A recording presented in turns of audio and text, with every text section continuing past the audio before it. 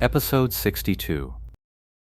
In Glory, the maximum party size is 10 players. Multiple parties can then form a raid group with a cap of 10 parties. Yi Shu joined the team and saw it was a full 10-man roster, and he actually recognized most of them. Blue River, Sezhou, Lantern Flower Leaf, Thunderbolt Flash, Sun Moon City, and Cloud Return were all around him as well. They were no strangers to him, and they all came over to say hello. The other three were new faces: Lu Yunchui, a Spitfire; Xuan Lu Wenzheng, a launcher; and one whose name just screamed creep, Sheng Guangmo Ni, a cleric. Blue River then introduced and recommended each of these three in turn. Plus 2 more squads, 20 people. Blue River didn't bother to elaborate. Honestly, for hunting the Blood Gunner Yago, a single 10-man team would have been more than enough. Bringing 30 people this time just goes to show that the real goal of hunting a wild boss is to claim it for yourself. Blue Brook Guild had truly brought out their elite for this fight. Every single one of these 30 players could be found near the top of Server 10's current level rankings. Yi Shu glanced at the neat head count and suddenly remarked, Did I take Qian Cheng's spot? Blue River was taken aback. He hadn't expected Yi Shu to be so observant as to even think of that. Indeed, he had called Thousand City to join him in hunting Blood Gunner Yago. But now that they had run into Lord Grimm, Blue River saw it as a perfect opportunity to settle the matter. He decided to be magnanimous about it, saying, Hey, don't worry about him, let's just go. When did the Blood Gunner spawn? Oh, we got the message 5 minutes ago and immediately gathered all the brothers who were leveling here. The rest of the crew will be here soon. Do you really need this many people? Even if you're trying to steal a monster, you really don't need this many people. Everyone was crowded around a single target, with many players having no room to even attack. We've got to prevent any surprises. Yi Shu knew this wasn't about preventing the boss from pulling any tricks. This was about guarding against people.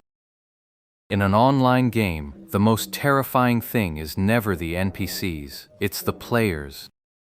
If we got the word, then Herb Garden and Tyrannical Ambition probably did too. Blue River said that besides competing for dungeon records, their 3 major guilds also kept a close eye on wild boss records. They'd already reminded their leveling players early on to watch out for the wild boss's respawn. Oh, they're in.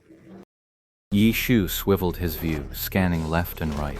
He spotted another large group of people sprinting in the distance, clearly heading in the same direction as Blue Brook Guild's forces.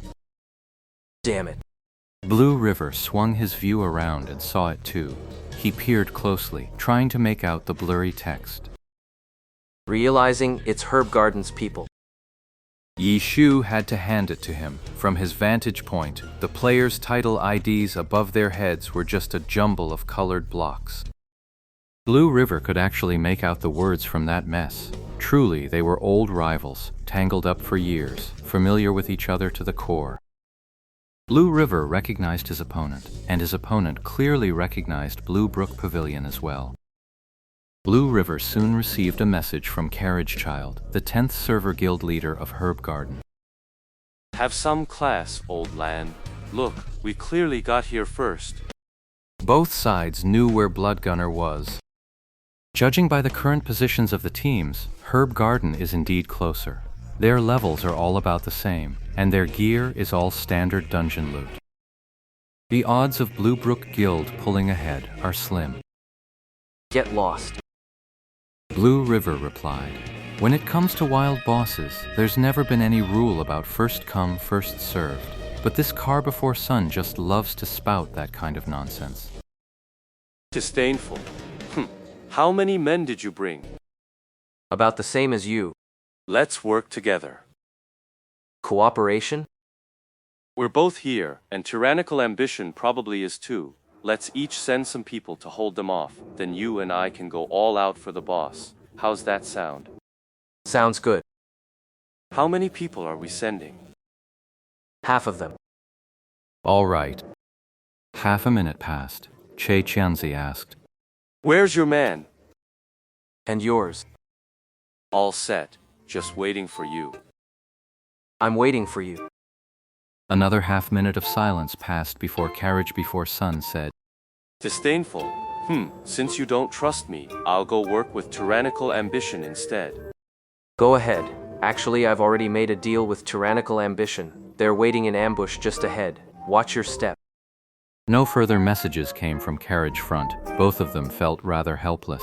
This wasn't their first day knowing each other. The three major guilds had been dealing with each other for years now, and they all knew the score. Whenever a real collaboration was on the table, it always turned into a drawn-out tug-of-war. Getting something settled in just a few words like this, that was pretty much impossible. No one dared to trust the other easily. Over the years, they'd tangled openly and in secret, fought, dueled one-on-one, and caused major uproars. They'd done it all. Bluebrook Guild is a little behind Herb Garden right now, but that little bit doesn't mean much. Even if Herb Garden gets there first, they probably won't dare to attack immediately. What if they get flanked from behind? Don't let their friendly chat fool you. When the group fight starts, neither of them will hold back. That's gaming for you, a beautiful kind of pain. The two groups maintained their distance, arriving at Bloodgunner's location one after the other. But when they got there, they found a crowd already standing by. Tyrannical ambition had beaten them both there, yet they weren't making a move. A bunch of players from who knows where were currently tangled up with Bloodgunner, but one look at the situation made it clear they were just passers-by who'd spotted the boss and hastily formed a group to give it a shot. Blue River took a few glances and came to one conclusion. They're just asking to die. Bloodgunner Yeg was clad in white leather armor, his ashen face devoid of any expression, clearly another undead creature. He wielded a revolver, moving with blinding speed as he darted around the battlefield, unleashing a hail of bullets. The ragtag group of players was caught completely off guard, howling in pain and confusion. They had come to hunt the boss, but now they were the ones being hunted. The Tyrannical Ambition Guild had arrived first, but they were simply observing the situation from the sidelines, holding their ground firmly outside the Bloodgunner's attack range. Once Herb Garden and Blue Brook arrived, they acted just like Tyrannical Ambition. They were largely indifferent to the fate of the other players, barely sparing a glance for the Bloodgunner. Their focus was squarely on each other. As the two guilds arrived, a figure quickly stepped out from Tyrannical Ambition's ranks and began walking toward Herb Garden. Are they here to negotiate? Blue River thought to himself. He couldn't help but glance over at Herb Garden.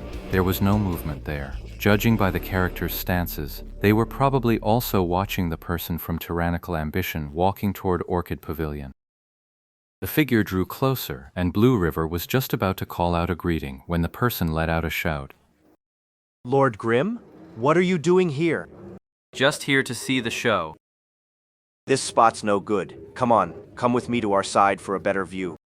The only person who could be so shamelessly brazen was Ye Wei Young. Blue River was about to explode with rage. They were being treated like thin air, and a bad spot? What a load of crap. This is just a desolate graveyard, nothing but withered trees, weeds, and a few crooked, broken tombstones and sarcophagi. Every spot here is the same. How could there possibly be a good or bad location?